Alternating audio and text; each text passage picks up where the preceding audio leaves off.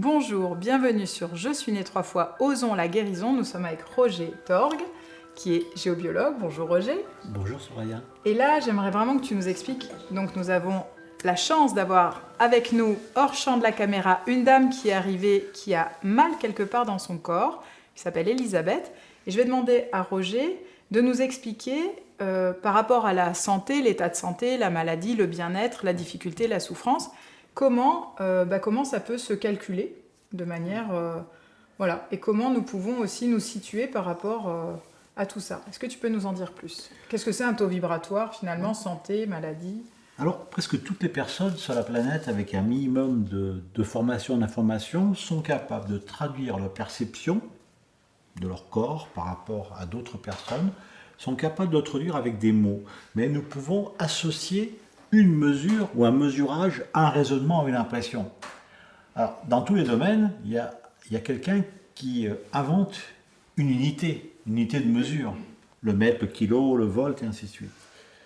Dans la géobiologie, dans le soin alternatif, le magnétisme, la radiesthésie, il y a un monsieur qui a à peu près une centaine d'années, a inventé une unité qui s'appelle le bovi, c'est le nom de la personne.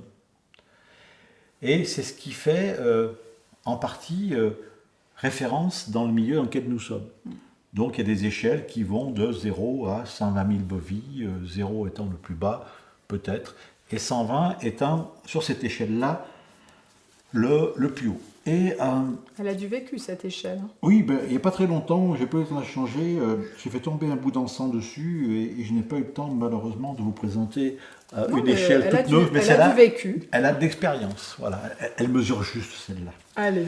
Alors, sur les mesures que je vais peut-être faire maintenant, si c'était Soraya qui mesure, ou mon ami Jean-Luc ici présent, géobiologue, peut-être que si moi je trouve une valeur pour cette dame qui a bien voulu nous filer un petit coup de main, peut-être que lui, Jean-Luc, il serait à 5000, et peut-être que moi je serais à 7000, et Soraya à 6000. Ça, il y a toujours une variable d'ajustement qui est liée à la personne qui mesure. Mais de toute façon, si la personne est un peu fatiguée ou une douleur, elle ne va pas être là. Elle va plutôt être dans cette partie qui est ici. Mais du coup, est-ce que ça t'influence pas de savoir qu'elle n'est pas bien? Est-ce que ça t'influence ou pas quand tu prends la mesure? Non, parce que... alors, peut-être que si je débutais, si je n'acceptais pas de me tromper, peut-être que je pourrais influencer la mesure. Mais je suis prêt à, comme je vous l'ai expliqué, si moi je pense que par rapport à aussi comment je vois la personne, si ma mesure est incohérente, me paraît incohérente, à transmettre le cadran à un collègue au téléphone, à distance, pour vérifier ou à faire une contre-mesure.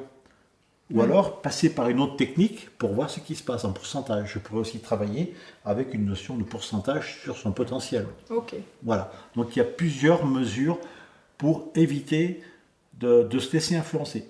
L'influence est bien plus facile à avoir quand nous traitons, entre guillemets, quelqu'un, nous une mesure, c'est quelqu'un que nous connaissons ou où nous avons une forte affinité. Donc, à titre personnel, je préfère ne pas mesurer quelqu'un que je connais, ou alors, si je le mesure, je vais demander à un collègue ou à un autre collègue de faire une contre-mesure. Je ne fuis pas la mesure de mon proche, mais je refuse d'en tirer une conclusion définitive.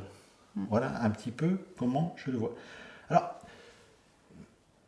avec ce cadran, ça ne nous empêche pas de rentrer dans un espace-temps ordonné. Donc l'espace-temps que je vais mesurer maintenant, c'est ici et maintenant. C'est-à-dire que je vais mesurer la valeur énergétique d'un corps, c'est-à-dire comment il vibre. Nous pouvons même aller chercher à quel endroit ça l'empêche de vibrer, parce que ce que je mesure, c'est la circulation de l'ensemble du corps, de la tête aux pieds. C'est notre ami Jean-Luc nous explique tout à l'heure qu'il y a une notion d'harmonie. L'harmonie, elle est pour un corps, elle est pour un lieu, elle est pour un animal, elle est pour une plante. Et le corps n'est le reflet que du maillon le plus faible du corps. C'est-à-dire que le corps, globalement, va rayonner, va résonner, son image va être celle du maillon le plus faible. C'est vrai pour un maillon, pour un Chanel SNCF, réseau informatique, autoroutier, tous les réseaux, comme le corps humain, ne vont vibrer qu'à l'image de leur maillon le plus faible. Donc pour faire monter le taux vibratoire d'un cœur aussi bien sûr, c'est un lapsus révélateur, nous allons nous attacher à essayer d'aller toucher, travailler là où ça coince, et l'ensemble du corps va se remettre en route. Donc là nous sommes présents, Voilà. ici et maintenant. Donc mon intention que je vais mesurer, c'est quel est le taux vibratoire d'Elisabeth, que je remercie, ici et maintenant. Voilà, donc là je vous le fais en direct et je regarde à peu près. Donc là je le mets à plat, je suis environ à 6000, un taux vibratoire de 6000. Et là je vais changer d'espace-temps. Je vais passer dans l'espace-temps où tout à l'heure elle va sortir du cabinet, où elle ira mieux. Et là, quand je pense à ça, tout de suite, vous avez vu que j'ai un souffle. Parce que je sens. Confiance en Hervé, toi. Ah bah oui, peut-être pas autant que toi, mais pas loin quand même. Et comme la dame qui vient ici, si elle vient ici, c'est parce qu'elle a confiance en Hervé, au thérapeute qui est là, qui est professionnel, qui est reconnu, et en plus qui a beaucoup de cœur. J'arrête de le féliciter. Attends, elle ne le connaît pas encore. Eh bien, c'est pas grave, ça va se passer. Mais peut-être que si cette dame vient ici et qu'elle a envie de guérir, vraiment envie de guérir, de ne plus avoir mal, peut-être que déjà elle a commencé son soin et qu'elle a peut-être déjà des soupirs, des relâchements, de la fatigue, et que ça commence déjà à travailler. Peut-être qu'elle est déjà dans la guérison. Par rapport à la mesure, moi je sens qu'elle est déjà en train de travailler en elle, ça la secoue un petit peu. Et ce que je vais maintenant vous proposer, c'est d'aller voir justement quel va être le taux vibratoire dans 1 heure. Voilà. Donc là, je sens quelque chose et je vais mesurer le taux vibratoire d'Elisabeth dans 1 heure et moi je le vois 12 000, 12 500, donc elle aura à peu près doublé. En sachant que si ça aurait à mesure, peut-être qu'elle sera à 14 et que Jean-Luc sera à 13. Mais elle ne sera plus à 6, ni à 4, ni à 8. Elle sera passée, elle aura pratiquement doublé son taux vibratoire. Mais ça correspond beaucoup plus au taux vibratoire de son corps. Parce que son corps, il dysfonctionne, il est en disharmonie par rapport à un blocage. Ça veut dire que concrètement, il y a un champ, je dirais de bonne santé, puis il y a une... C'est aussi simple que ça ou c'est plus... Alors c'est ça plus dépend du délicat corps que nous mesurons. Là, j'ai mesuré le taux vibratoire du corps physique. Voilà, c'était ça ma question. Tout à l'heure, nous avons échangé sur les différents corps. Donc, je peux aussi mesurer le premier corps qui a une certaine distance d'elle, que nous appelons, pour le commun d'habitude, le corps éthérique. Donc, le corps éthérique, il se situe sur les personnes entre 10, 20, 30, 40, 50, 80 cm. Donc là, je vais maintenant mesurer le corps éthérique, ici et maintenant, d'Elisabeth. Et le corps éthérique, il est environ à 16 000. Nous voyons bien que le corps physique est touché, parce que le corps éthérique à 16 000, un corps éthérique, ça fait 25, 30, 40, 50 000. Et ensuite, nous pouvons nommer les corps par numéro, parce qu'il y a différentes conventions. Il y a des personnes qui, le troisième, vont l'appeler le corps astral, d'autres qui vont l'appeler le corps causal. Donc moi, je vais parler de corps. Et au plus nous nous éloignons du corps physique, par exemple, j'ai considéré que le corps physique est le corps numéro 1, que le corps éthérique est numéro 2, et pour être d'accord avec tout le monde, le corps numéro 3, je vais l'appeler le corps numéro 3. Et maintenant, je vais mesurer son corps numéro 3, ici et maintenant. Et son corps numéro 3, il est environ à 80 000. Voilà, ce qui est, nous pouvons avoir plus. Mais si le corps physique a bougé dans 1 heure, je repasse dans l'espace-temps dans 1 heure, et je vais demander quel est le taux vibratoire du corps éthérique, donc du corps numéro 2, dans 1 heure. Et le corps éthérique dans 1 heure, il sera proche des 40 000. Et le corps numéro 3, dans 1 heure, il sera à 120 000 plus quelque chose. Donc mon pendule a fait un tour. Et il va être aux environs de 130, 140, 150 000 bovies. Voilà. Et au plus nous montons dans les corps, et nous arrivons à un corps que certains appellent le corps divin, nous allons peut-être monter à 2 ou 3 millions de bovies.